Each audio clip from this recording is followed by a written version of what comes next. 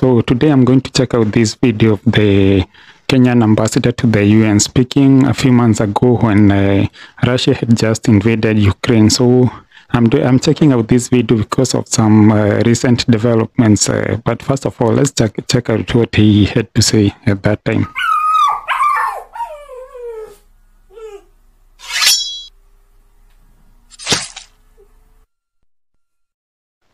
Kenya is gravely concerned by the announcement made by the Russian Federation to recognize Donetsk and Luhansk regions of Ukraine as independent states.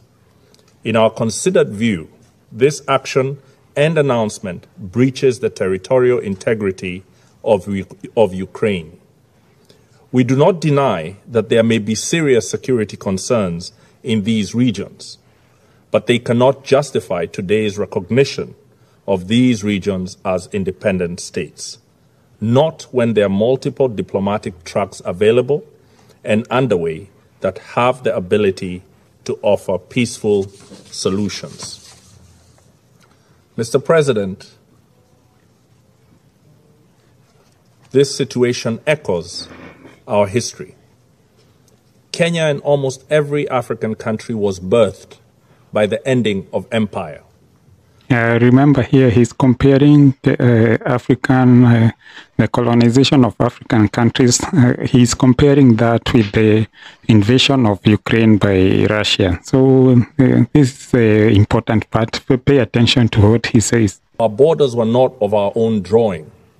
They were drawn in the distant colonial metropoles of London, Paris, and Lisbon, with no regard for the ancient nations that they cleaved apart.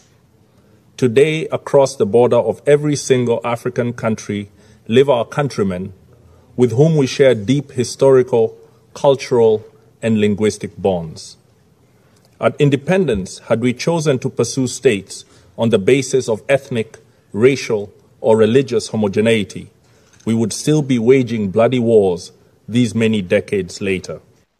Yeah, the reason he's saying that is because one of the main reasons why Russia invaded Ukraine is because, especially in the east, that part, the two provinces of Luhansk and Donetsk, they have a high population of ethnic Russian people. That's why he's saying, even now, that's why he's comparing now, saying even our own countries, the borders we have right now, we have people of the same ethnic group living across the border. Say, for example, Kenya and Tanzania, we have the Maasai on the Tanzanian side and Maasai in the Kenyan side.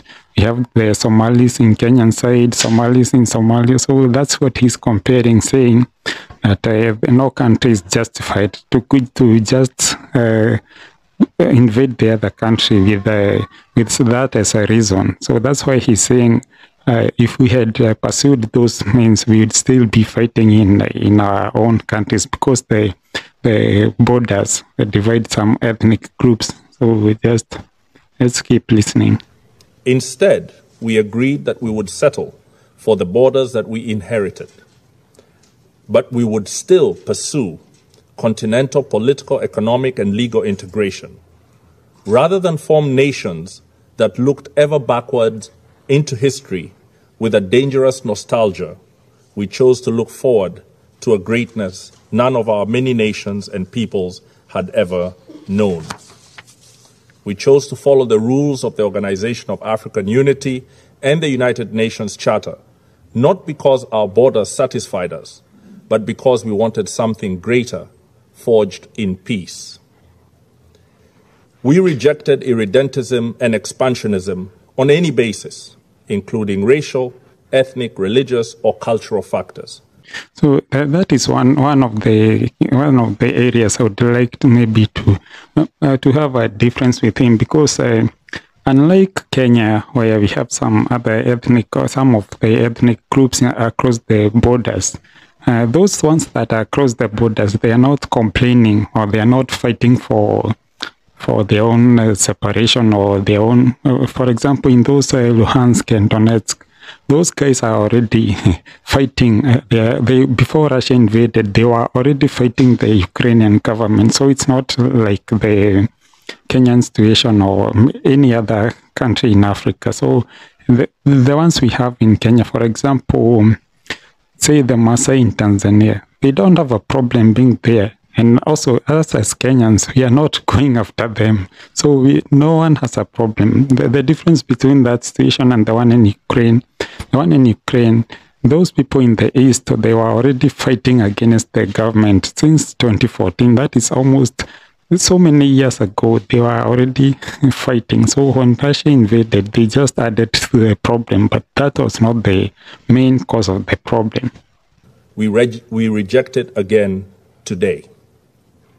Kenya registers its strong concern and opposition to the recognition of Donetsk and Luhansk as independent states.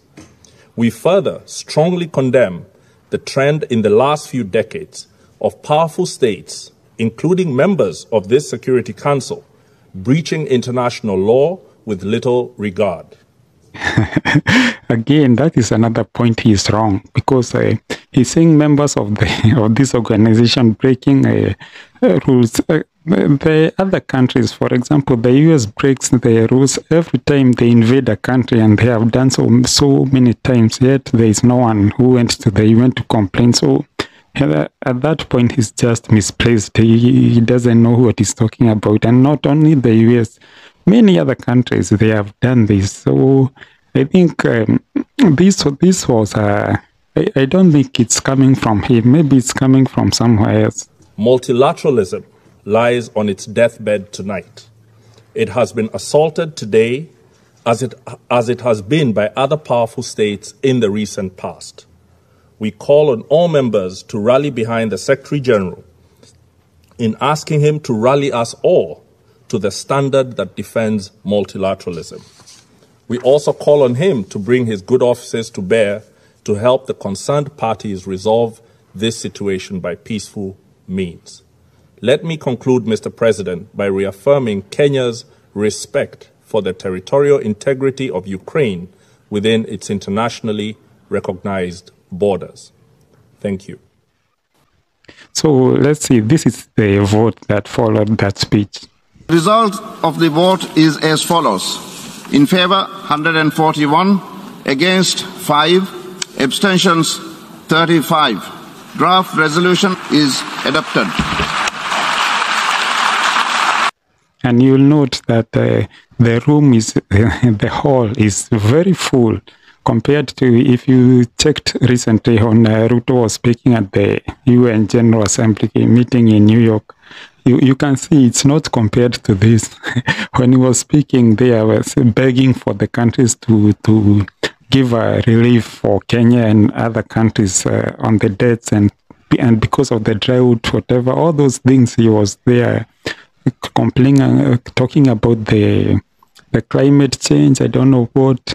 It was almost empty compared to this. And in this session, although Kenya talked very harshly, as you'll see in this session, most African countries opted not to get involved, so they just abstained. They didn't vote for it, and they didn't vote against. They just abstained.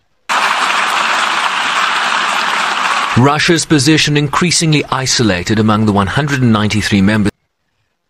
Yes, as you can see in states this, with just 4 countries, Belarus, Syria, the DPRK and Eritrea, siding with Moscow, despite this effort from its envoy. We call on you not to support this draft.